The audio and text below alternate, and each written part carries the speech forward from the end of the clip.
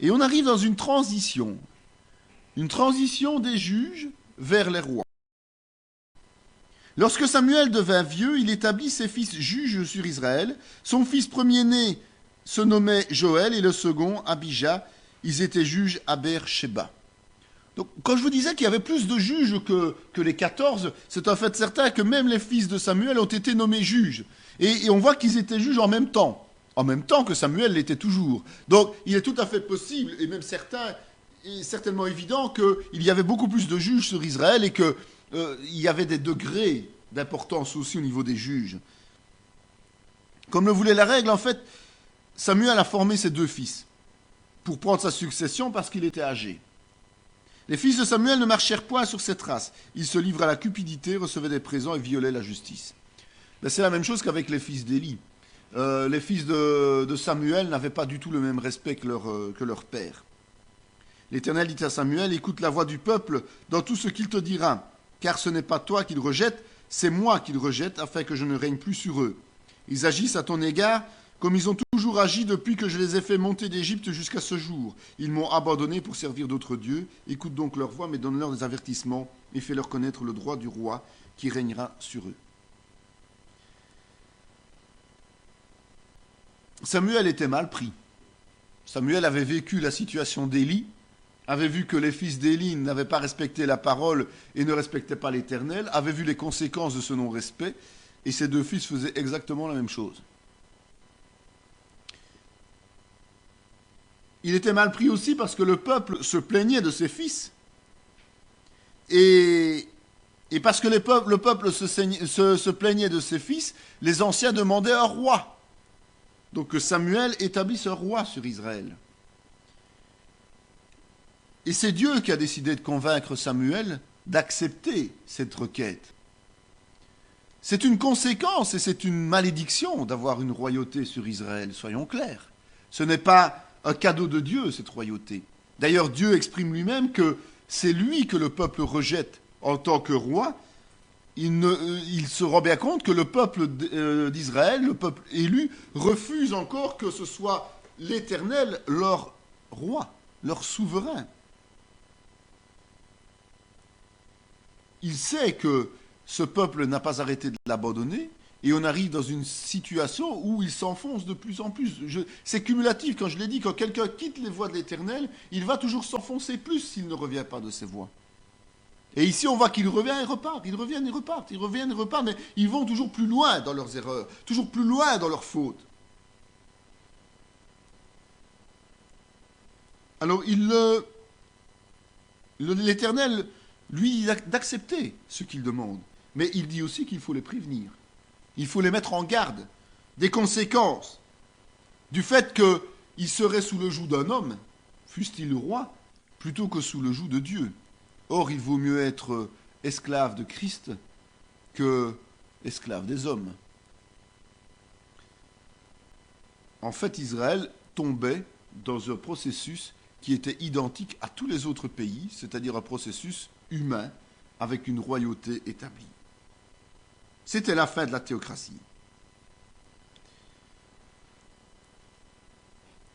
Il suffit de regarder l'histoire actuelle du monde et l'histoire des siècles pour voir comment des peuples et comment les nations qui ont vécu sans l'Éternel, sans les valeurs divines, sont devenues. Aucune nation ne subsiste au travers du temps. On voit tous les empires qui étaient déjà annoncés par Daniel dans ses prophéties, mais aussi tous les empires qui ont succédé. Parfois, nous avons, même ici en Europe, l'Europe était forte avec des colonies un peu partout dans le monde, et puis tout est tombé en décrépitude quand l'Europe a décidé d'abandonner les valeurs divines pour aller vers des valeurs humanistes. Quand l'Europe a décidé de ne plus soutenir Israël et la reconstruction d'Israël, et que plutôt on a préféré abandonner Israël à son sort. Nous voyons que beaucoup de grandes colonies, de grands empires se sont effondrés. Je pense qu'une théocratie, bien comprise évidemment, et appliquée, est une source de paix, de joie et de liberté dont on ne peut même pas soupçonner la portée.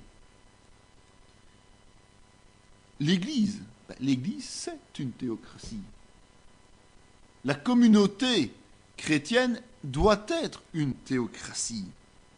Chacun est frère, chacun est considéré au même niveau, quelle que soit sa fonction dans l'Église.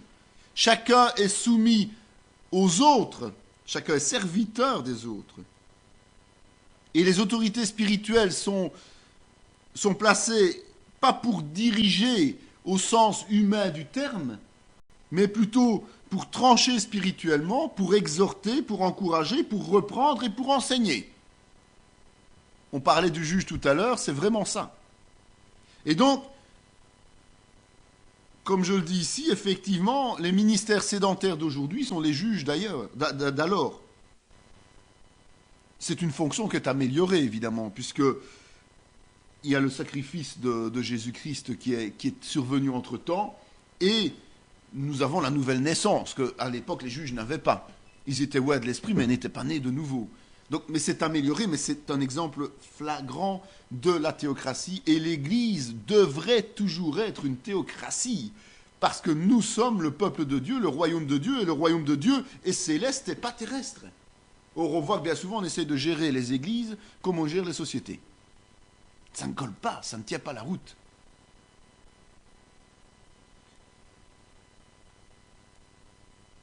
Et c'est vrai que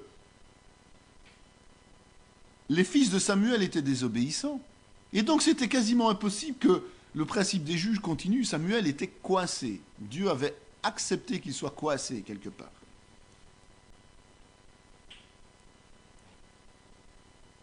La vie de l'Église est une vie instaurée par Dieu. Et nous n'avons pas à aller à l'encontre de la volonté de Dieu. Je vous ai dit, c'est une théocratie, donc c'est Dieu qui décide de ce qui se passe, de qui fait quoi, de qui est où et de qui est membre. C'est Dieu qui accueille les nouveaux venus, qui accueille les nouveaux convertis et qui nous demande de les accompagner, de les entourer. Nous n'avons pas à discuter des décisions de Dieu. Nous avons à appliquer les décisions de Dieu. Notre droit, c'est vraiment de marcher dans ses voies, de marcher dans l'obéissance, de l'écouter et de le prier, de parler avec lui. Et nous devons toujours l'interroger quand on doit agir. C'est ça une théocratie. Et la faute d'un autre n'est jamais une excuse pour nous agir autrement que selon la volonté de Dieu. Nous sommes tous responsables de nous-mêmes, en fait. Et donc, à nous de continuer à marcher, même si les autres ne marchent pas. C'est important. La théocratie est à ce prix. C'est ça, ce petit reste qui était présent toujours dans Israël, qui acceptait ce principe de théocratie. C'est ça, les juges qui étaient là et qui étaient levés pour justement permettre de rendre la justice, non pas la justice des hommes, mais la justice divine. Le peuple refusa d'écouter la voix de Samuel. Non, dirent-ils, mais il y aura un roi sur nous. Et nous aussi, nous serons comme toutes les nations. Notre roi nous jugera, il marchera à notre tête et conduira nos guerres. C'est quand même incroyable. Et ça, c'est une tendance charnelle. Et c'est une tendance dans nos églises aussi. On en parlait encore tout à l'heure. Les choses du monde sont dangereuses pour nous, au niveau spirituel. Le peuple élu désirait une chose, c'était ressembler aux autres nations. Les églises veulent ressembler aux autres associations dans notre monde. C'est ça le problème. On n'est plus un exemple, on n'est que des suiveurs par rapport au monde. Et si la mode d'aujourd'hui c'est l'œcuménisme, eh bien on veut tous ressembler à l'œcuménisme. Parce que comme ça, il y a un seul Dieu, tout le monde est frère. Alléluia et vive la réincarnation. On en arrivera là un jour. Et c'est ça le problème. C'est qu'en fin de compte, cette nation voulait être comme les nations païennes, c'est-à-dire quasiment devenir polythéiste à la limite. C'était plus Dieu qui était tout puissant, c'était un homme qui déciderait de tout. Alors que Dieu est la seule richesse que nous puissions recevoir sur cette terre et qui soit immuable au travers du temps, éternellement. Moïse avait prophétisé cela. Lorsque tu seras entré dans le pays que l'Éternel ton Dieu te donne, lorsque tu le posséderas, que tu auras établi ta demeure et que tu diras, je veux mettre un roi sur moi, comme toutes les nations qui m'entourent, tu mettras sur toi un roi que choisira l'Éternel ton Dieu. Tu prendras un roi du milieu de tes frères, tu ne pourras pas te donner un étranger qui ne soit pas ton frère, mais qu'il n'ait pas un grand nombre de chevaux et qu'il ne ramène pas le peuple en Égypte pour avoir beaucoup de chevaux. Car l'Éternel vous a dit, vous ne retournerez plus par ce chemin-là.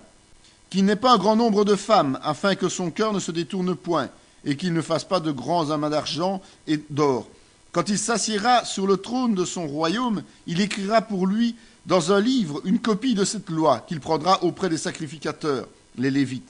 Il devra la voir avec lui et y lire tous les jours de sa vie afin qu'il apprenne à craindre l'Éternel son Dieu, à observer et à mettre en pratique toutes les paroles de cette loi et toutes ses ordonnances, afin que son cœur ne s'élève point au-dessus de ses frères et qu'il ne se détourne pas de ses commandements, ni à droite ni à gauche, afin qu'il prolonge ses jours dans son royaume, lui et ses enfants au milieu d'Israël.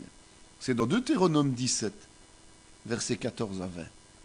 Moïse avait déjà prophétisé que Israël demanderait un roi, a déjà mis en garde contre toutes les dérives possibles de ce roi, a prévenu que ce roi devait craindre l'Éternel et marcher dans ses voies. Nous verrons bientôt que c'était de nouveau des vœux bien pieux et que tout cela ne s'est pas passé tout à fait de la même manière. C'est vrai que le peuple, là, Dieu a mis des limites, nous le voyons. Ce peuple ne peut pas retourner en Égypte, il ne pourra jamais y retourner, c'est un fait certain. Il a coupé la voie quelque part, mais le reste, ça interpelle quand même.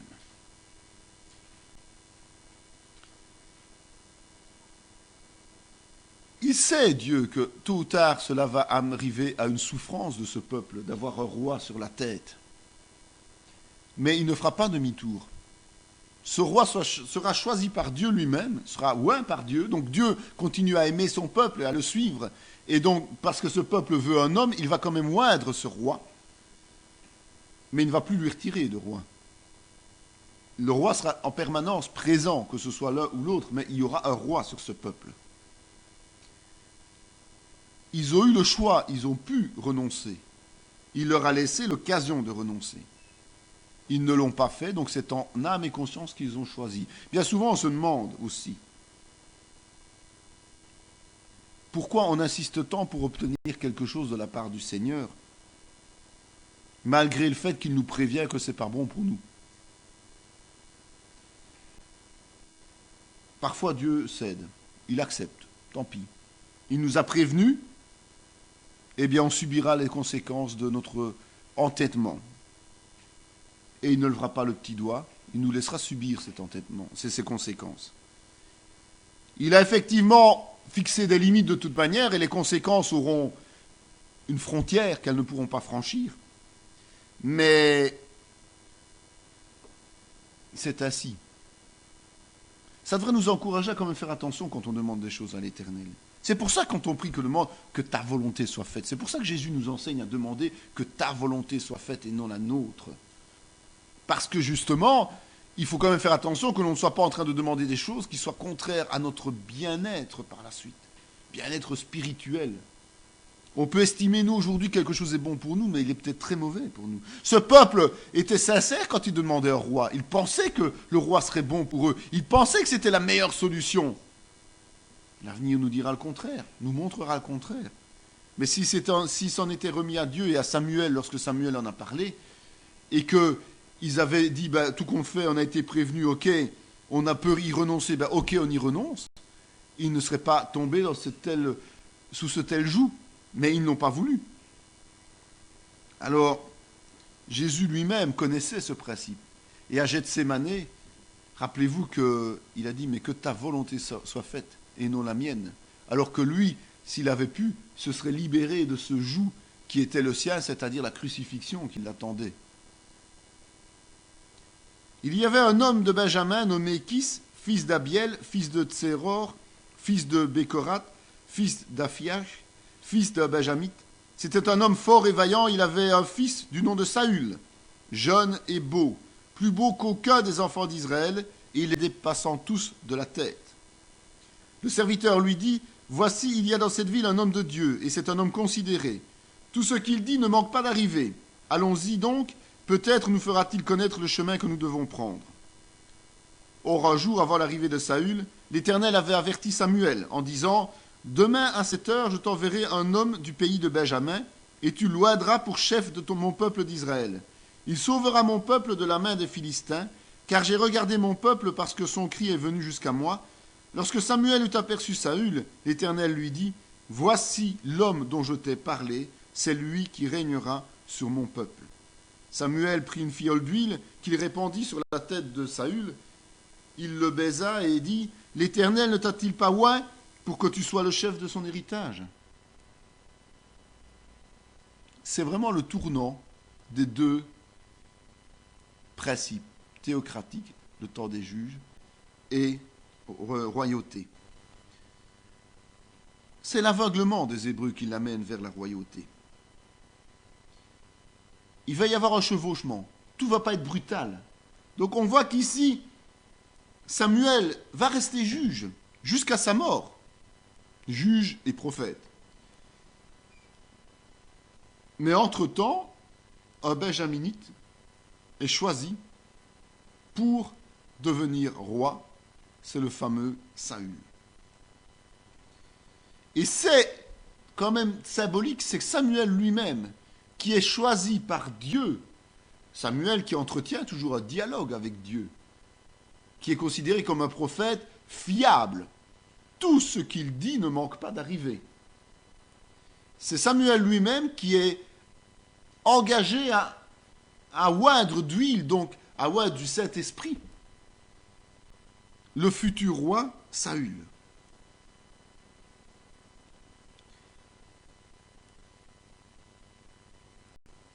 On voit quand même que le juge n'avait pas une aura telle que roi, une reconnaissance telle que roi. On parle du prophète qui était là, on parle du juge, mais on ne va pas dire le juge. On voit que le juge n'avait pas un statut à la hauteur d'un roi, puisque c'était Dieu le roi, c'était Dieu le Tout-Puissant. Donc le juge est un serviteur. Et Saül semble ne même pas connaître ce juge, puisqu'il semble plutôt le connaître comme un voyant, comme un prophète. Il va le consulter pour recevoir des paroles de l'Éternel, mais il ne va pas pour saluer le juge. Donc Samuel n'était pas nécessairement connu par tout le monde comme juge. Il était connu comme juge quand il devait siéger comme juge. Et des gens le connaissaient certainement parce qu'il était intervenu dans des jugements. Mais ce n'était pas quelqu'un qui nécessairement était connu de tous. Et il semblait être très discret puisqu'il était connu par les gens de passage comme étant un prophète. L'Esprit de l'Éternel te saisira, tu prophétiseras avec eux et tu seras changé en un autre homme.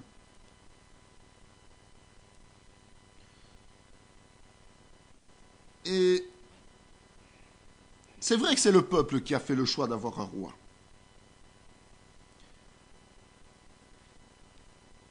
Mais c'est pas pour ça que celui qui allait être choisi par Dieu, le roi, devait lui être maudit. Il n'y avait aucune raison, ça n'avait aucun sens. C'est pas parce que le peuple demande des choses qui ne conviennent pas à Dieu et qui sont un joug supplémentaire que celui qui est choisi par Dieu pour s'occuper d'eux devrait subir les conséquences de ce genre de choses. Et donc il est normal que Saül ait été rempli de l'Esprit Saint, ait été saisi par l'Esprit. Dieu avait fait une alliance perpétuelle. Et cette alliance perpétuelle avec son peuple élu va perdurer, même s'il devient une royauté. Et ce passage obligé par la royauté, c'est le passage qui va amener au plan du salut, à l'arrivée de Jésus-Christ. Samuel fit alors connaître au peuple le droit de la royauté. Il l'écrivit dans un livre qu'il déposa devant l'Éternel, puis il renvoya tout le peuple, chacun chez soi.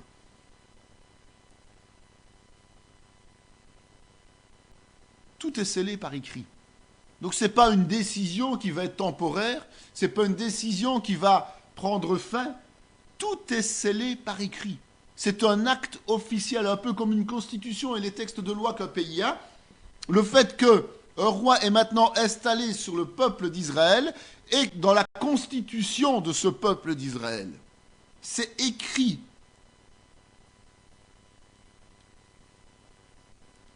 Et Saül, bien de sa personne, décide d'entrer tout de suite en action et il part au combat contre les Ammonites pour les vaincre. Et Samuel dit au peuple, venez et allons à Gilgal pour y confirmer la royauté. Tout le peuple se rendit à Gilgal, ils établirent Saül pour roi, devant l'Éternel, à Gilgal. Là, ils offrirent des sacrifices d'action de grâce devant l'Éternel, et là, Saül et tous les hommes d'Israël se livrèrent à de grandes réjouissances. Et maintenant, voici le roi qui marchera devant vous. Pour moi, je suis vieux, j'ai blanchi, et mes fils sont avec vous. J'ai marché à votre tête depuis ma jeunesse jusqu'à ce jour. Si vous craignez l'Éternel, si vous le servez, si vous obéissez à sa voix, et si vous n'êtes point rebelle à la parole de l'Éternel, vous attacherez à l'Éternel votre Dieu, vous et le roi qui règne sur vous. Mais si vous n'obéissez pas à la voix de l'Éternel, et si vous êtes rebelle à la parole de l'Éternel, la main de l'Éternel sera contre vous, comme elle a été contre vos pères. Saül est installé comme roi. Nous sommes bien d'accord. Et on voit que Samuel peut maintenant passer le flambeau de la direction, on va dire, du peuple d'Israël. Mais il ne passe pas sans quand même annoncer bénédiction et malédiction. Donc ça veut dire que ce qu'il dit là est une prophétie. Et lie le peuple à ce qui peut arriver. Lui, il a rempli son rôle de juge de façon sérieuse. Il a rempli son rôle de prophète de façon sérieuse. Il a même sacrifié pour le peuple d'Israël. Il fait un discours qui rappelle le passé, bon et surtout mauvais moment du peuple, c'est-à-dire désobéissance et conséquences. Et maintenant, il fait une prophétie sous forme de jugement. Tout dépendra du comportement correct ou incorrect de ce peuple. C'est exactement la même chose aujourd'hui. Pour recevoir les bénédictions, il faut marcher dans l'obéissance. C'était comme ça hier, c'est comme ça aujourd'hui, ce sera comme ça demain. Il n'y a pas d'autre solution. La mort de Samuel est relatée beaucoup plus loin, parce que Samuel a encore une histoire, et Samuel reste encore présent, et c'est relaté au chapitre 25 du premier livre de Samuel, alors que là nous nous arrêtons au chapitre 12 du premier livre de Samuel, lorsqu'il passe le flambeau à la royauté. Ici c'est le passage. Maintenant, nous irons au-delà dans la suite de l'histoire.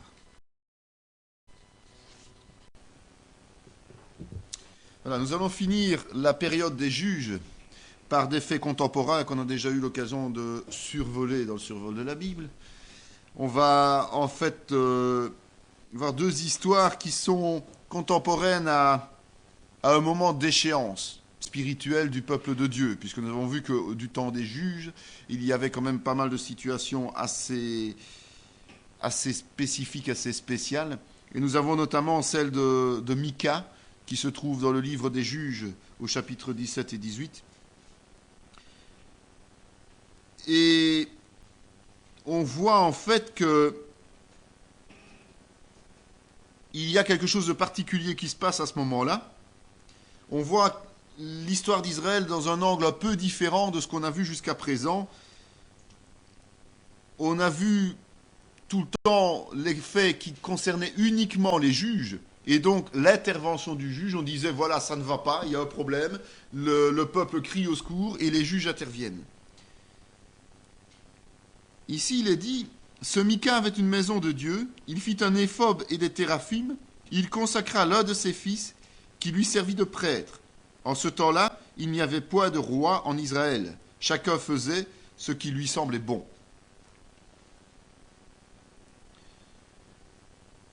On voit qu'il n'y avait plus de respect de la théocratie. On voit qu'il n'y avait plus de règles et d'organisation. On voit que chacun faisait ce qu'il avait envie de faire et chacun pensait marcher dans les voies de Dieu. Ça, il faut absolument le souligner. Chacun pensait marcher dans les voies de Dieu. Et Mika, c'était un de ces êtres-là qui pensait être dans les voies. Il avait construit son propre temple. Il avait choisi un de ses fils pour être sacrificateur. Et puis un jour, il décide d'engager un jeune lévite. Se rappelant en fait que, au niveau de la règle sacerdotale, le sacrificateur devait être lévite. Et donc il pensait effectivement que, grâce à cela, il allait être au summum de son service au Seigneur. Il allait être agréé par Dieu. Il est quand même signalé que dans son temple, il n'y avait pas que le service à Dieu, mais il y avait aussi des statues que sa mère lui avait offertes, ce qui montrait bien qu'il y avait non seulement un manque de respect de l'Éternel, mais aussi de l'idolâtrie liée à ce sacerdoce un peu bizarre.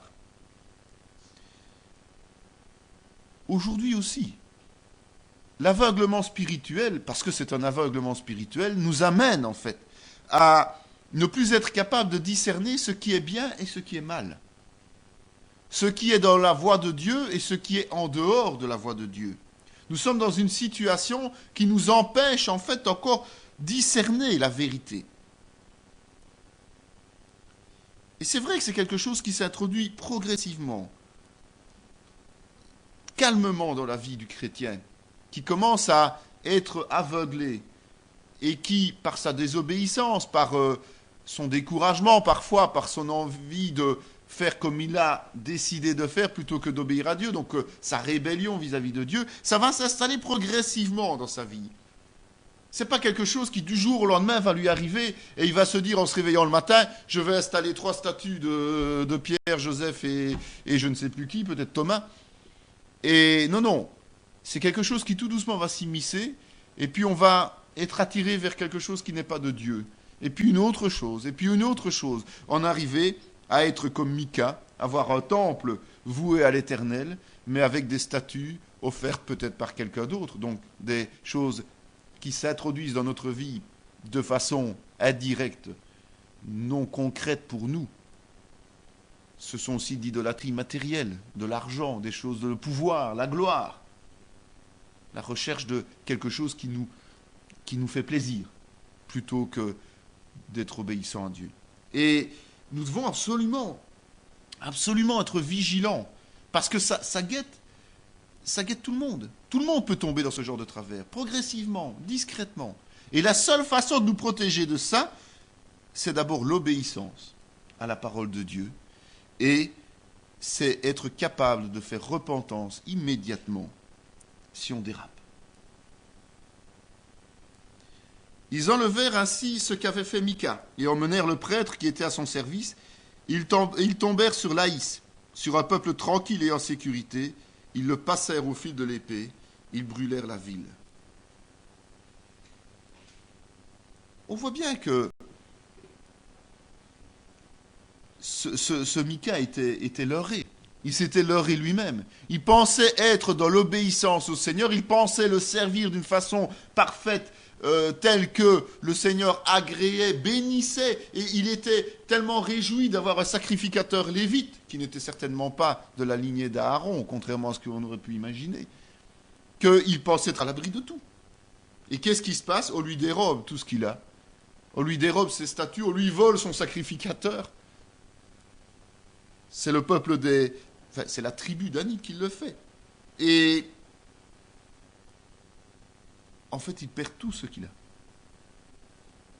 Je crois que nous devons être attentifs, nous en tant que chrétiens, au fait que ne pas marcher dans la voie de l'Éternel, s'adonner à l'idolâtrie quelle qu'elle soit, la désobéissance, nous amène à une situation identique à Mika.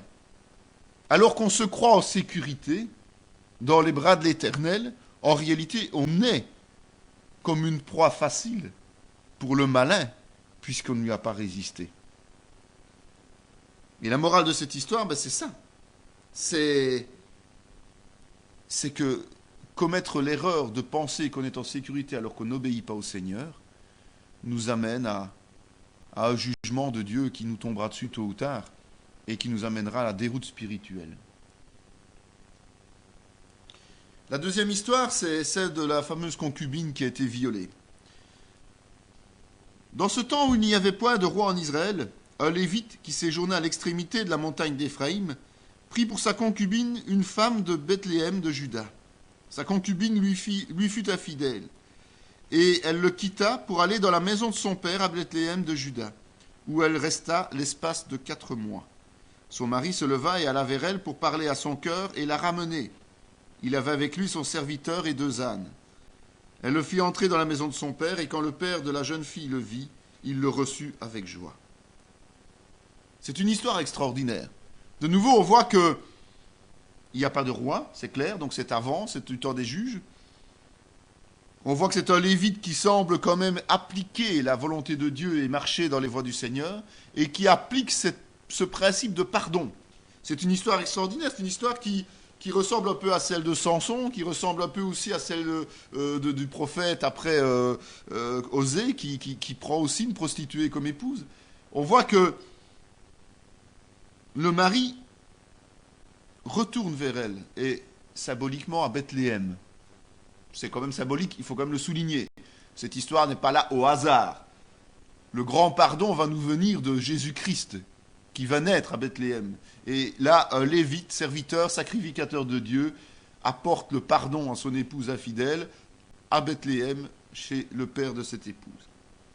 Ils continuèrent à marcher, le soleil se coucha quand ils furent près de Gibéa, qui appartient à Benjamin.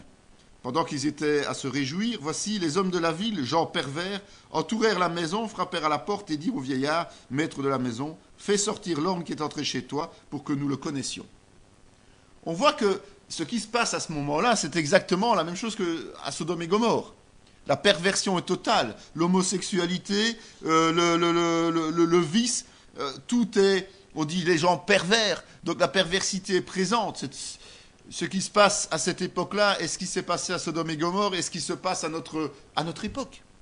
La perversité est partout et on cherche à abuser des visiteurs, des étrangers, des gens qui viennent et qui normalement doivent être accueillis selon la parole de Dieu. Nous avons un devoir d'accueil des étrangers. Nous n'avons pas un devoir de profiter des étrangers qui viennent frapper à notre porte pour être accueillis. Ce n'est pas la même chose. Et voilà, on est dans une situation où lui demande asile et il est dans le voyage, donc il demande simplement à être reçu pour passer la nuit. Il est reçu chez quelqu'un qui est fidèle. Rappelez-vous aussi ce qui s'est passé à Sodome et Gomorrhe. Les envoyés ont aussi été accueillis chez Lot. Et donc, ils sont reçus et c'est exactement ce qui s'est passé du temps de Sodome et Gomorrhe. Ces gens pervers commettent les mêmes erreurs et c'est répétitif. Les hommes du monde commettent toutes les mêmes erreurs de génération en génération et ce sera ainsi jusqu'à la fin des temps. Ne rêvons absolument pas. Et ce qui se passe de nouveau, c'est que le vieillard le protège et il offre sa fille vierge et la concubine du Lévite. On voit quand même que la valeur de la femme à l'époque, dans un monde déchu, était plus que lacunaire. On voit que la valeur de la femme était plus une valeur presque devenue de marchandise. Parce que pour protéger l'homme, on offre les femmes. C'est le résultat d'un monde perverti. Hein. Si on vous dit oui, mais les Israélites agissaient de telle et telle manière, oui, c'est le monde déchu. Et les Israélites agissaient comme le monde déchu, puisqu'ils refusaient de marcher dans l'obéissance au Seigneur. Adam n'a pas fait mieux, hein. C'est ma femme qui, c'est Ève qui. Adam n'a pas fait mieux qu'ici, ce vieillard qui offre sa fille vierge et la concubine du Lévite. Donc, 2 choses à retenir, c'est que partout où il y a l'horreur du monde, Dieu maintient des fidèles. On l'a déjà vu à plusieurs reprises, ce vieillard est fidèle. Et ce fidèle, malgré sa faiblesse, est courageux. Il fait face à la situation. L'autre leçon à retenir, c'est que nous avons un modèle qui explique pourquoi à chaque fois Dieu s'est éloigné de son peuple, Et quand son peuple est revenu en repentance, il a fait lever un juge. Là, nous sommes dans une période vraiment de perversion totale. Il lui dit, lève-toi et allons-nous-en. Elle ne répondit pas, alors le mari l'a mis sur un âne et partit pour aller dans sa demeure. Donc, il y a eu un tel abus de cette épouse qu'elle est tout simplement décédée. Arrivé chez lui, il prit un couteau, saisit sa concubine et la coupa membre par membre en 12 morceaux, qu'il envoya dans tout le territoire d'Israël. Tous ceux qui virent cela dirent, jamais rien de pareil n'est arrivé, et ne s'est vu depuis que les enfants d'Israël sont montés du pays d'Égypte jusqu'à ce jour. Prenez la chose à cœur, consultez et parlez. Quand le peuple d'Israël a quitté l'Égypte, il a beaucoup désobéi, il a beaucoup agi. Mais ce phénomène qui était arrivé à Sodome et Gomorrhe, ne s'était plus produit. C'est vrai. Ce qu'ils disent est la vérité. Donc vous voyez à quel degré de décadence on en était arrivé à ce moment-là. Et ce Lévite, la seule solution qu'il ait trouvée de demander justice pour ce qui lui arrivait, c'est effectivement d'envoyer un morceau du corps de sa femme à chaque tribu, à chaque membre du peuple élu, on va dire, pour qu'ils prennent conscience de la gravité de ce qui s'était passé, et il demandait simplement à ce qu'on lui fasse cette justice. Ça peut sembler terrible, ça peut sembler agressif. Je vous rappelle quand même qu'une fois qu'une carcasse que notre corps n'a plus de vie, n'a plus d'âme, n'a plus d'esprit, ce n'est plus qu'une carcasse. Hein. Donc, ne commençons pas à voir avec les yeux des hommes, voyons avec les yeux spirituels. Ce que le Lévite voulait montrer là, c'est faire prendre conscience à ce peuple de l'état lamentable au niveau spirituel de la tribu d'Israël, du pays d'Israël. Il voulait vraiment leur faire un électrochoc, en fait. C'est ça, c'est l'électrochoc. On ne pouvait pas concevoir, même ce Lévite ne pouvait pas concevoir, que malgré les ténèbres, malgré la désobéissance, le peuple de Dieu serait capable d'aller jusque-là. Ça confirme un peu ce qu'on disait avant ce cours, qu'on était étonné que parfois les chrétiens agissent comme les gens du monde et se critiquent les uns les autres, mais c'est une malheureuse réalité. L'Église aussi se pervertit, comme le peuple d'Israël se pervertit, et parfois est capable des pires monstruosités. Qu'est-ce que c'était les croisades entre nous ? Qu'est-ce que c'était le moment où les guerres de religion ont eu lieu en Europe entre catholiques et protestants? Qu'est-ce qui se passe en Irlande? C'est la monstruosité des hommes qui se disent servir le Seigneur, d'un côté ou de l'autre, qui les amène à s'entretuer, à s'entre-déchirer. C'est exactement ce qui se passait ici. Nous prendrons dans toutes les tribus d'Israël 10 hommes sur 100, 100 sur 1000 et 1000 sur 10 000. Ils iront chercher des vivres pour le peuple afin qu'à leur retour on traite Gibéa de Benjamin selon toute la famille qu'elle a commise en Israël. Cet acte, ça a été un déclencheur, une prise de conscience. Il ne pouvait plus fonctionner dans ce cercle vicieux. Les autres tribus se disent non, on ne peut plus fonctionner comme ça. Et la seule solution qu'ils trouvent, c'est d'aller faire payer le prix à cette tribu qui a fauté, à cette ville qui a été jusque-là. Et la seule façon, c'était de lever une armée et d'aller en découdre. C'est vrai que la tribu de Benjamin a réagi d'une manière telle qu'elle a protégé les habitants de la ville de Gibéa. Au lieu de les pénaliser eux-mêmes, au lieu de faire leur propre justice, comme dans une église, nous devons faire respecter la discipline dans l'église, Benjamin aurait dû sanctionner immédiatement les habitants de Gibéa. Mais plutôt que de faire ça, ils les ont protégés. Et en les protégeant, ils se sont attirés le courroux des autres tribus qui n'ont trouvé comme solution que d'en arriver à en découdre. Et les enfants d'Israël consultèrent l'Éternel. C'était là que se trouvait alors l'arche de l'alliance de Dieu, et c'était Phinehas, fils d'Éléazar, fils d'Aaron, qui se tenait à cette époque en présence de Dieu. Et ils dirent, dois-je marcher encore pour combattre les fils de Benjamin, mon frère, ou dois-je m'en abstenir? L'Éternel répondit, montez, car demain je les livrerai entre vos mains. On voit que il y avait toujours cette réaction d'aller consulter l'Éternel. Il y avait toujours un système qui fonctionnait selon les prescrits de Dieu. Donc, tout n'était pas abandonné. Il y avait perversion, il y avait faute, il y avait désobéissance, mais il y avait aussi un reste qui était dans l'obéissance, et notamment, on voit que le sacrificateur était bien du temple, de l'arche de l'Alliance, pas du temple, mais de l'arche de l'Alliance, était bien un sacrificateur de la lignée d'Aaron.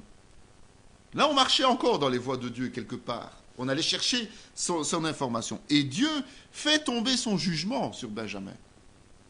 Il dit, puisqu'ils ne réagissent pas comme je l'ai prescrit dans ma parole, eh bien, montez contre eux, je vous les livrerai. Et effectivement, ça a été un massacre.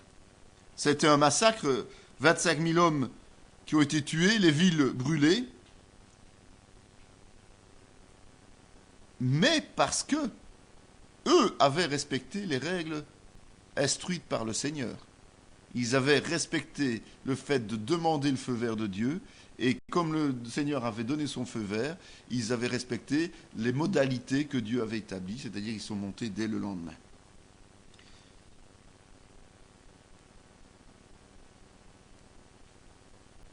On ne peut pas gagner une victoire, on ne peut pas vaincre avec Christ. On ne peut pas gagner contre nos ennemis si nous agissons comme nos ennemis. Cela veut dire que si nous voulons gagner des victoires, arracher des victoires, cette victoire qui a été acquise à la croix, ben nous devons marcher dans l'obéissance. Sinon, nous allons tourner en rond dans un cercle vicieux, comme ça se passait là, à ce moment-là.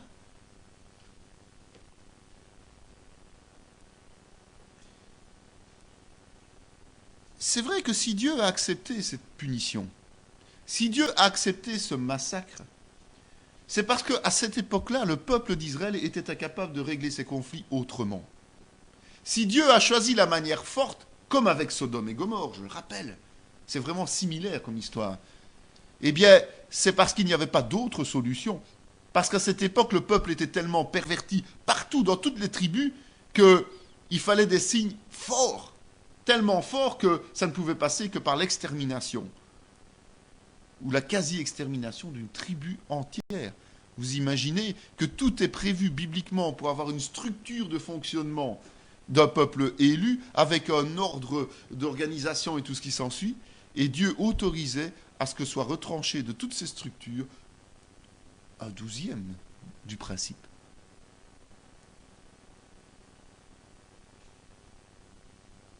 La réaction et la punition étaient quasiment irréfléchies, étaient d'office violentes, ça c'est clair.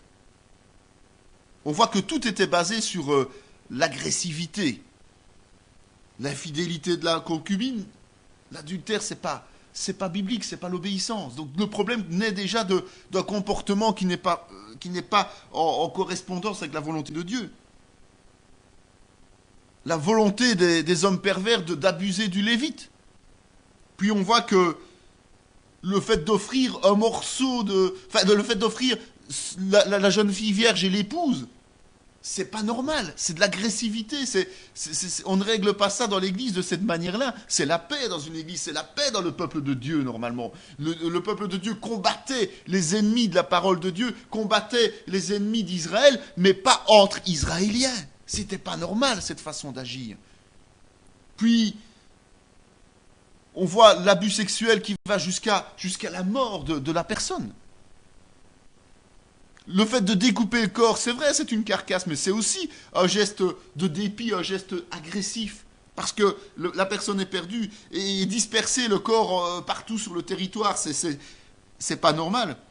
Et même la vengeance, même si c'est sous l'onction de Dieu, c'est parce que ce monde marche totalement dans les ténèbres, que ce peuple marche dans les ténèbres, qu'on en arrive à devoir régler ce problème par l'extermination, par le combat, par une punition forte. Les ténèbres, c'est ça. Ne nous faisons pas d'illusions. Les ténèbres, c'est un lieu de violence permanente. C'est pour ça qu'on ne peut pas fonctionner avec les gens qui vivent dans les ténèbres. Et que l'Église ne peut pas marcher dans les ténèbres. Parce que c'est un lieu de violence qui est en opposition complète avec la vie d'amour à laquelle nous sommes appelés. Le royaume de Dieu, c'est un royaume de paix et d'amour. Les ténèbres, c'est un royaume de haine et de violence.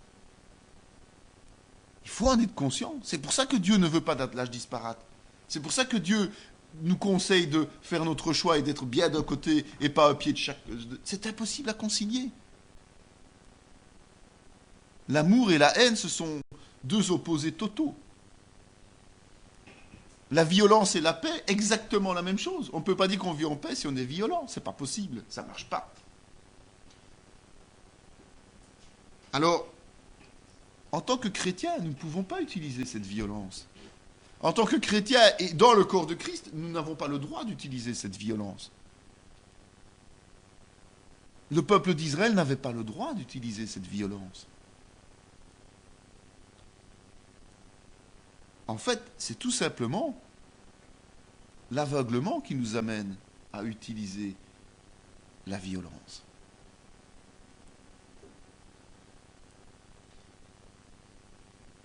C'est vrai que Jésus nous propose de tendre l'autre joue. Alors c'est toujours bien interprété, ça arrange très bien. C'est surtout quelqu'un qui vous fout une claque, qui vous demande de tendre l'autre joue.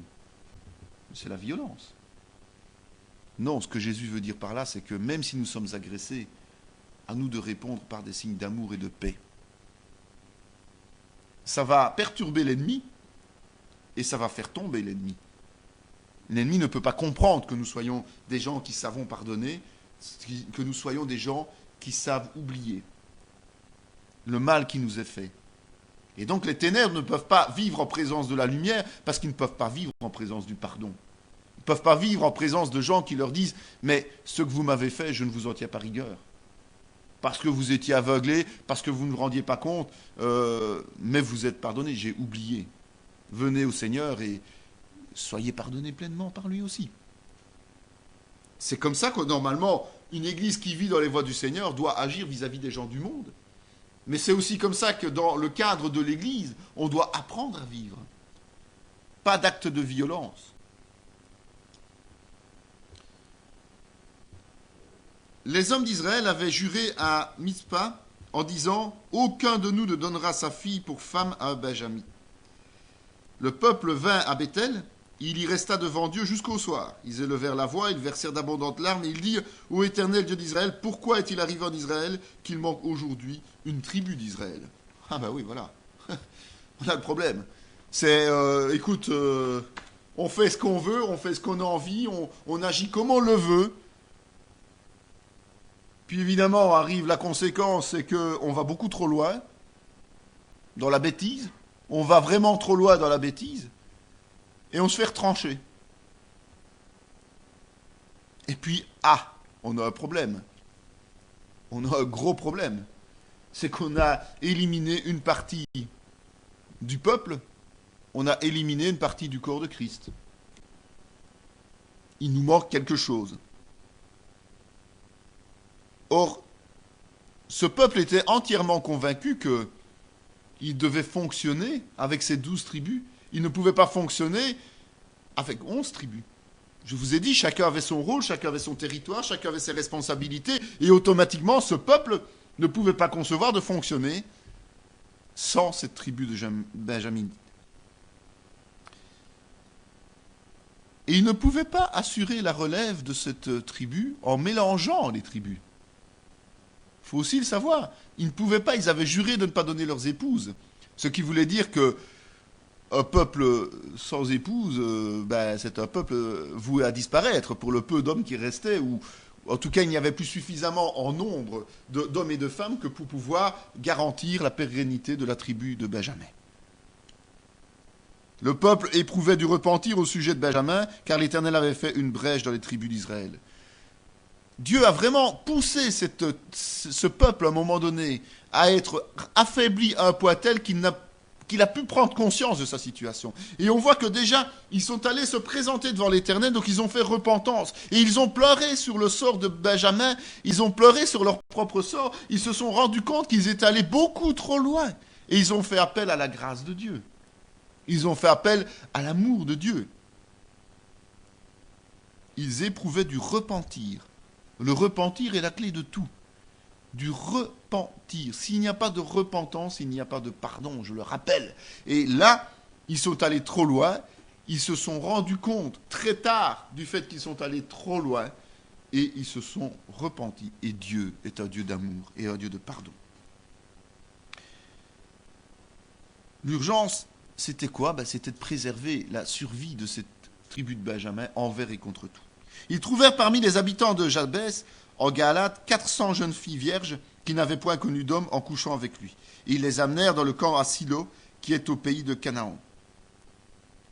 Vous regarderez, et voici, lorsque les filles de Silo sortiront pour danser, vous sortirez des vignes, vous enlèverez chacune une des filles de Silo pour en faire votre femme, et vous vous en irez dans le pays de Benjamin.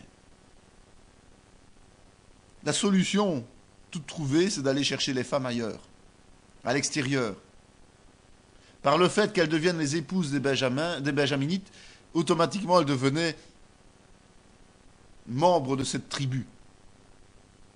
Par le fait que quelqu'un est dans le monde et donne sa vie à Christ, il devient automatiquement membre du royaume de Dieu. C'est l'image, justement, de la conversion. Parfois forcée, puisque ce qui se passe ici, c'est que ils sont allés combattre, et ils sont allés arracher ces futures épouses. Ils sont allés arracher ces gens, mais ils ont pris des jeunes filles vierges, c'est-à-dire des filles qui n'étaient pas souillées, qui n'avaient pas eu de relation avec des gens du monde. Ils les ont pris pour justement que le peuple ne soit pas souillé, que cette tribu de Benjamin soit reconstruite sur des bases propres, solides, nettes, et pas avec des compromis dans le monde. Le principe était de reconstruire une tribu puissante qui marche dans les voies de l'Éternel et pas une tribu qui démarre sur des bases mauvaises. Nous avons cette opportunité de recevoir le pardon et d'être lavés de tout par le sang de Jésus-Christ. Donc quand nous démarrons, nous sommes purifiés de tout. Ça n'était pas le cas à ce moment-là. Nous étions toujours sous la loi, je le rappelle. Donc à ce moment-là, la seule solution était de prendre des filles vierges.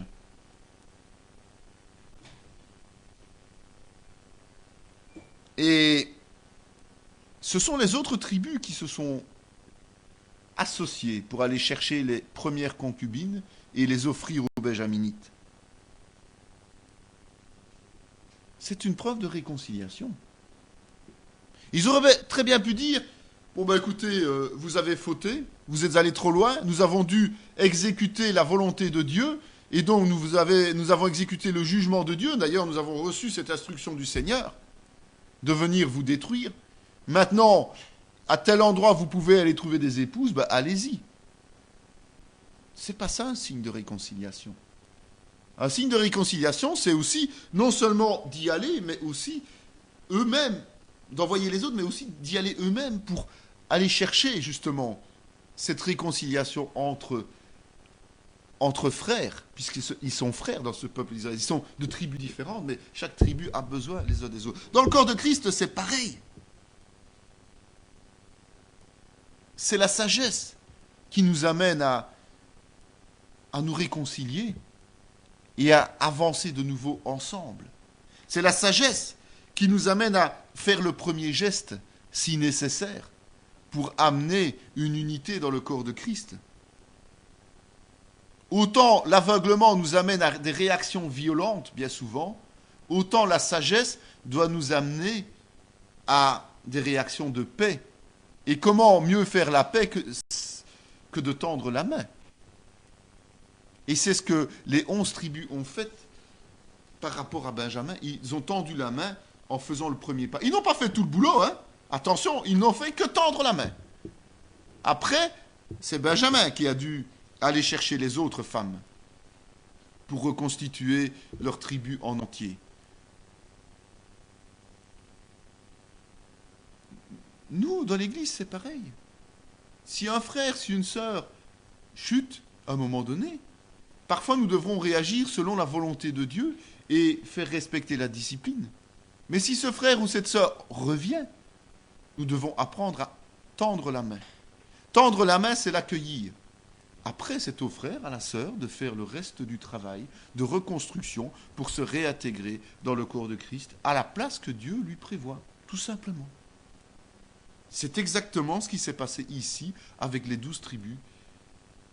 Exactement ce qui s'est passé ici avec les tribus de Benjamin. Après, Benjamin a vécu comme les autres tribus. Il n'y a pas eu de... C'était tout. Il avait repris sa place sur des bases propres, solides. Et les autres tribus avaient bénéficié de cette situation puisqu'ils sont revenus à l'Éternel. Ils ont commencé à prier l'Éternel, à redemander les voies de l'Éternel. Donc, ils sont revenus dans les voies de Dieu par ces événements malheureux et difficiles.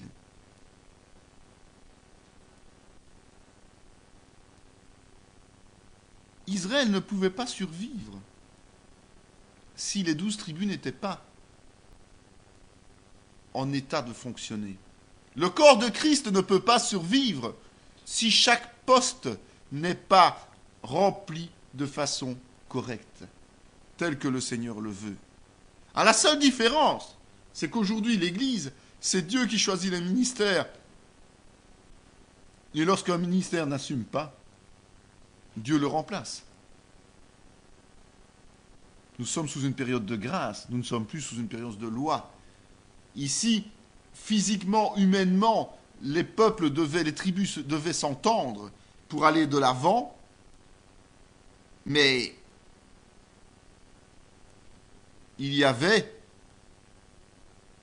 cette obligation de survivre ensemble. Nous, aujourd'hui, le corps de Christ est composé d'une manière telle que Dieu fait lever les hommes et les femmes en fonction des besoins, afin que ses plans s'accomplissent certainement, parce que nous sommes sous une période de grâce et non plus une période de loi. Donc c'est plus dangereux pour le chrétien qui lâche.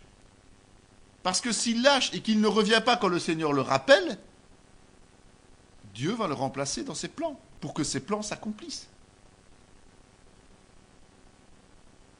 Autant Benjamin a dû son salut au fait que il y avait cette nécessité d'être à 12, une nécessité absolue, autant le chrétien risque de ne pas connaître son salut, parce que justement, il n'est plus indispensable au corps de Christ. Nous sommes tous serviteurs de Dieu, nous ne sommes pas les maîtres de Dieu et les maîtres de l'Église, je vous le rappelle. Dieu nous a gérés, nous a permis de gérer cette terre et nous a permis de gérer ce corps de Christ à nous tous, ensemble. Mais aujourd'hui, l'homme est capable de transplanter un cœur, de transplanter un foie, de transplanter un rein, une rétine.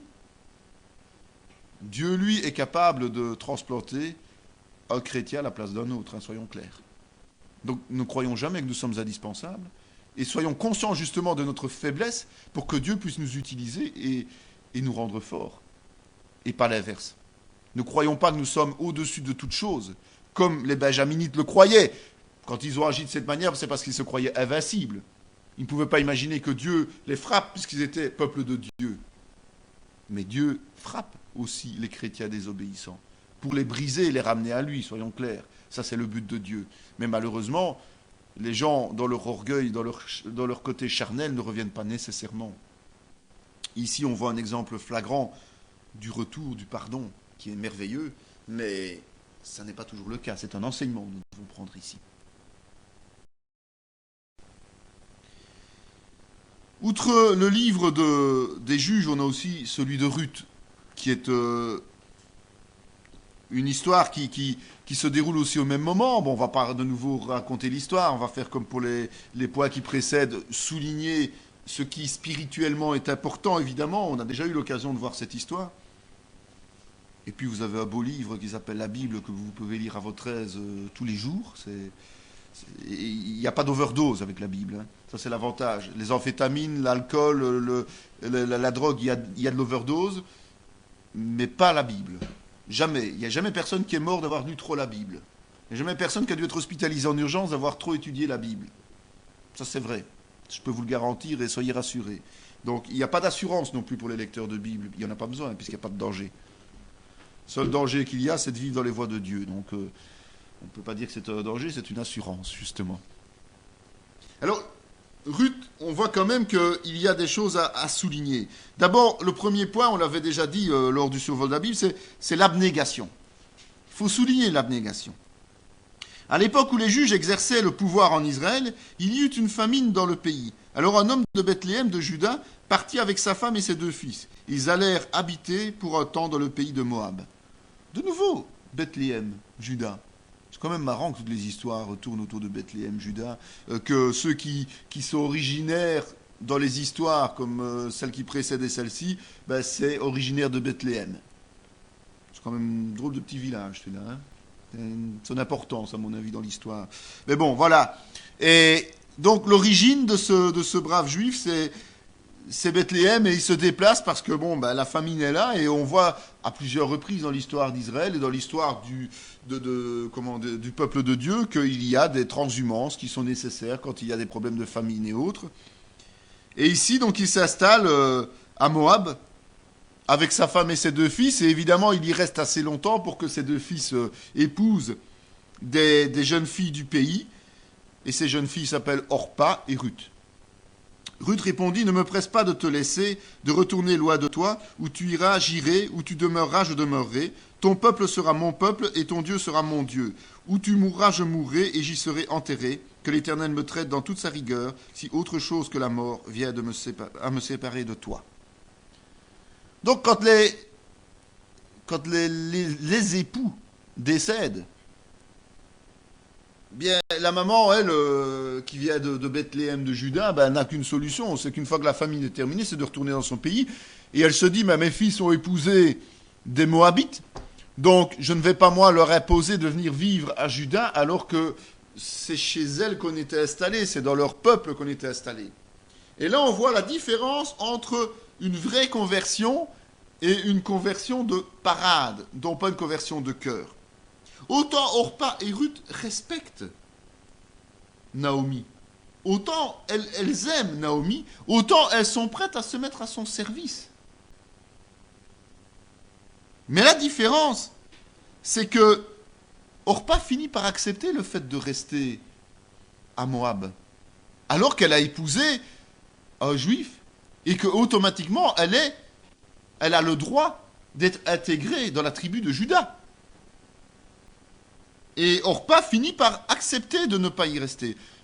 Il y a une parabole qui parle des semences, là, vous connaissez, hein, semences qui prennent racine dans le champ, ces racines qui prennent vite, là, mais qui ne sont pas profondes, et qui au premier vent, meurent. Au premier revers, meurent. Orpa, c'est un peu ça. Orpa se laisse convaincre que tout compte fait, elle est moabite, et autant qu'elle reste à Moab. Mais on voit que Ruth, elle, agit tout à fait autrement. Ruth a fait corps, a fait un avec son mari, et pour elle, il n'y a pas de raison qu'elle reste à Moab. Elle est juive. Elle est convertie. Elle est membre de la tribu de Juda.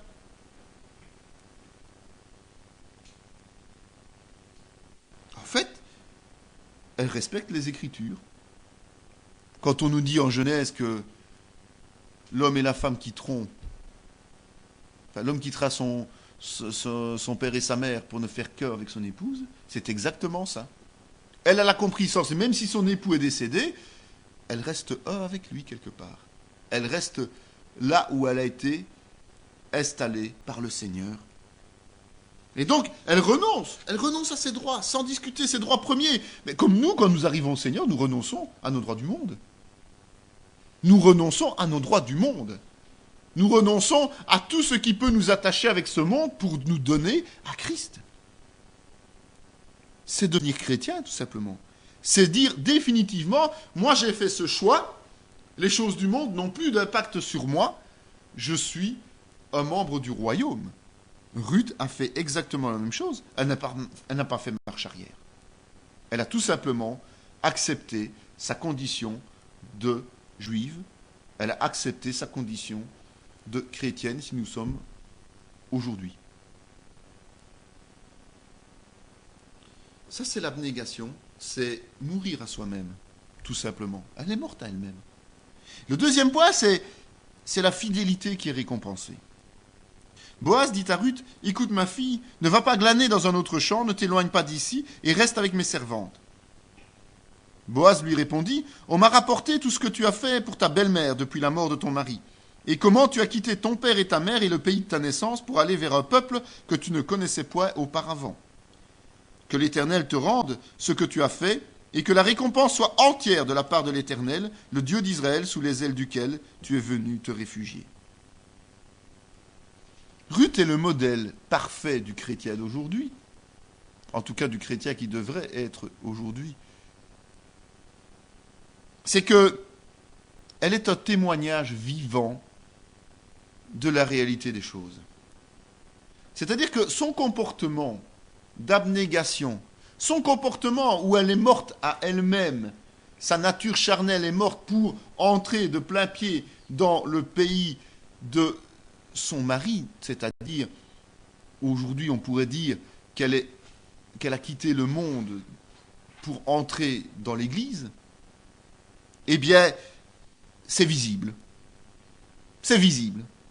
Ça se voit dans son comportement, ça se sait, ça se dit, et Boaz en est conscient, il en est témoin. Boaz, qui est un juif fidèle à la parole, voit tout de suite sa consécration, voit tout de suite l'effort qu'elle fait. Et non seulement il la bénit, mais aussi il va la prendre sous son aile.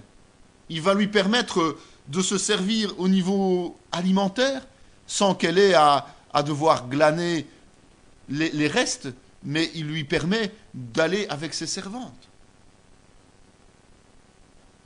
Elle bénéficie de son obéissance, en fin de compte.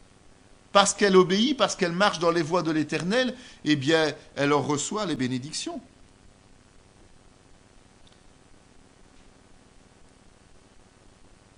Vous savez, les lois du glanage, c'est une règle qui se trouve dans le Lévitique.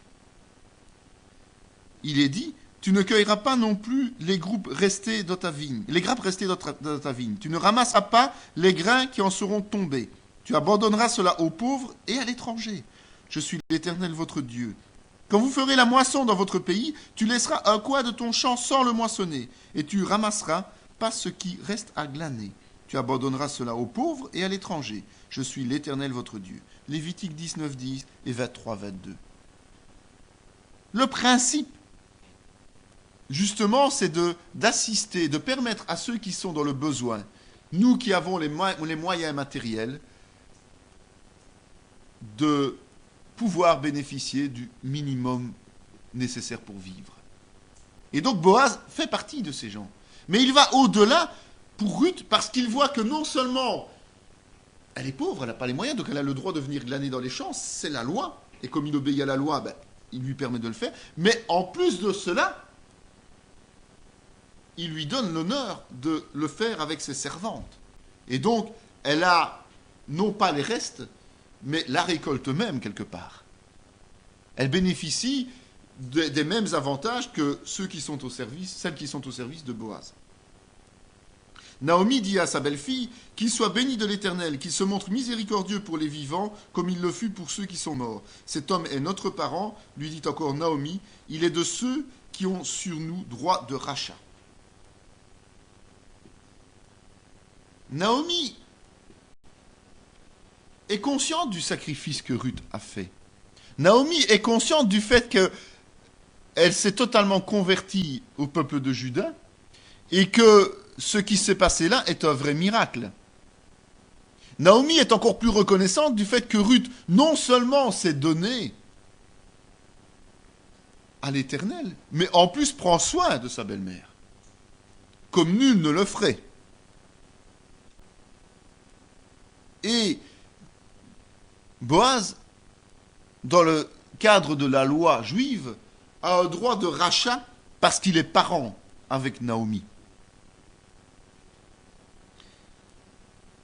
Et donc, la meilleure solution, évidemment, vu la bonté de Boaz, c'est de demander tout simplement à ce qu'il rachète, parce que c'est la loi, parce que nous sommes dans un monde déchu, même si c'est le peuple de Dieu, il rachète Ruth afin qu'elle puisse continuer à vivre pleinement dans le peuple de Juda et bénéficiait à ce moment-là d'un statut qui est le statut de la femme mariée et qui peut avoir une descendance. Mais Boaz est quelqu'un de très respectueux de la parole. On voit que c'est un fidèle parmi les fidèles. On voit aussi qu'on est dans un temps de juge. Je vous rappelle qu'au début, il est dit, au verset précédent, à l'époque où les juges exerçaient le pouvoir en Israël. Donc c'est un moment où il y a une accalmie, il y a une paix, il y a un respect de la parole, donc il y a moins de problèmes d'obéissance. C'est pas du tout la même période que ce qu'on a vu avec Michal notamment.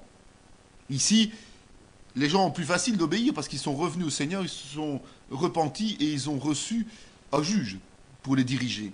Et donc, Boaz veut faire ça dans les règles, et comme il y a un parent qui a un droit de rachat avant lui, mais il va trouver ce parent et lui dit, écoute, voilà, est-ce que toi tu exerces ton droit ou pas? Lui, il abandonne ce droit. Et automatiquement, il le fait. Et donc, grâce à cela, Ruth aura une descendance, donc ça veut dire que la famille de Naomi continuera à vivre parce qu'il y aura une descendance de la famille du fils par l'intermédiaire de Boaz. Et cette descendance est une descendance extraordinaire. Vous vous rappelez Ruth? Vous vous souvenez du cours que je vous ai donné sur les descendances, comme ça, sur la généalogie? Ruth, en fait, est citée dans les ancêtres de qui? De David, dans les ancêtres de Jésus-Christ. Et en fait, elle va mettre au monde Obed, qui n'est autre que le grand-père de David. Voilà la bénédiction de Dieu.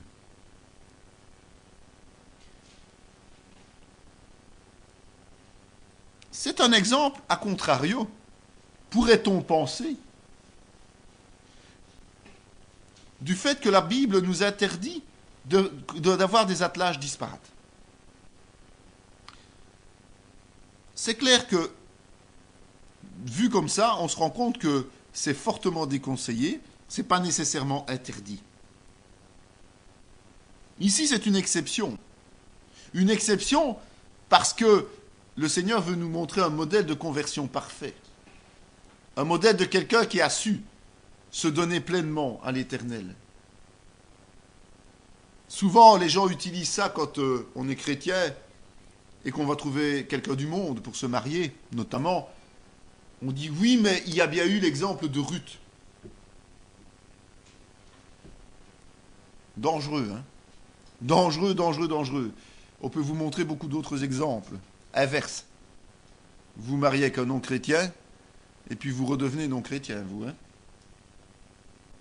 Donc, un exemple tel que Ruth ne doit pas être utilisé pour prendre la défense de quelqu'un qui veut se mettre en attelage disparate. C'est le mariage, mais c'est aussi des réalisations spirituelles avec des non-chrétiens. Hein? C'est la même chose. C'est exactement la même chose. Non, il ne faut pas prendre ça. Il faut se dire que c'est vraiment une exception dans la parole de Dieu.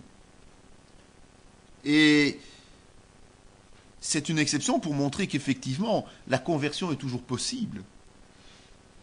Mais c'est aussi pour montrer qu'une conversion complète et totale, et c'est ça le but, amène à des bénédictions extraordinaires, puisque Ruth, je vous l'ai dit, est dans la descendance généalogique de David.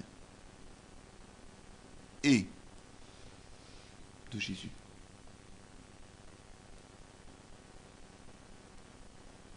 Il faut aussi remarquer que Ruth, qui est moabite au départ, a certainement un comportement nettement plus respectueux que celui de tous les autres Hébreux. Hein. Parce que même s'ils sont sous les juges, même s'ils sont dans l'obéissance, ils ne sont quand même pas parfaits, loin de là. Hein. Soyons clairs. Puisque chaque fois qu'un juge mourait, quasiment, tout recommençait. Donc ça voulait dire que, malgré tout, on marchait dans la désobéissance, on marchait dans des voies qui n'étaient pas voulues de Dieu. On voit que, ici, elle s'intègre totalement dans la communauté juive sans rien importer de son pays. Elle abandonne tout, absolument tout. Et ça doit être un modèle pour le chrétien. Lorsque nous arrivons à Christ, nous devons apprendre à tout abandonner du monde. Bien souvent, on emporte toujours un petit quelque chose avec soi dont on n'arrive pas à se débarrasser. Si c'est un petit quelque chose, c'est pas encore dramatique pendant un certain temps. Si c'est beaucoup de choses, c'est quand même problématique après un certain temps. Donc, à nous de prendre exemple sur Ruth, justement. Et elle fait appel elle-même aux lois juives. Donc, en plus d'entrer pleinement, en abandonnant tout son passé, en entrant pleinement dans le peuple juif, elle fait en plus appel aux règles et aux lois juives. Elle est pleinement devenue juive. Il n'y a plus aucun problème à ce niveau-là. Et notamment la loi du rachat, la loi du lévirat, du mariage. C'est vraiment l'apologie de la fidélité de la foi. C'est celle qui meurt à elle-même pour servir Christ pleinement. C'est extraordinaire, Ruth. Hein. C'est une histoire bien plus puissante que ce qu'on peut imaginer.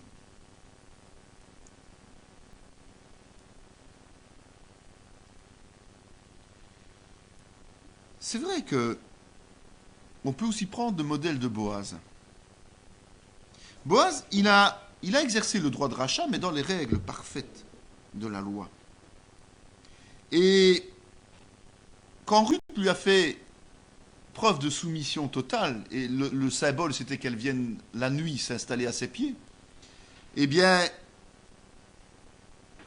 c'est en fait tout simplement le modèle du chrétien qui vient se mettre au pied de Jésus-Christ et qui fait acte de repentance et de soumission, de service complet. C'est un symbole, c'est un signe de nouveau. Et il chantait un cantique nouveau en disant « Tu es digne de prendre le livre et d'en ouvrir les sceaux, car tu as été immolé et tu as racheté pour Dieu par ton sang des hommes de toute tribu, de toute langue, de tout peuple et de toute nation. Ce sont ceux qui ne se sont pas souillés avec des femmes, car ils sont vierges. Ils suivent l'agneau partout où il va. Ils ont été rachetés d'entre les hommes comme des prémices pour Dieu et pour l'agneau. » C'est le modèle, en fait, du chrétien qui se met au pied de Jésus-Christ. Et Boaz en est le modèle. Apocalypse, la fin, nous le dit clairement, que c'est en se mettant à genoux devant Dieu, en se mettant au service du Seigneur, et en reconnaissant que c'est lui qui a le pouvoir de rachat pour nous, que nous sommes vraiment des chrétiens fidèles à sa volonté. Cette vidéo fait partie intégrante de la formation en théologie pratique dispensée par la mission de théologie Emmanuel de Parakou, Bénin, sous l'autorité académique du Centre chrétien Emmanuel SBL, Spa, Belgique. Pour mieux connaître nos activités, voici nos différentes adresses.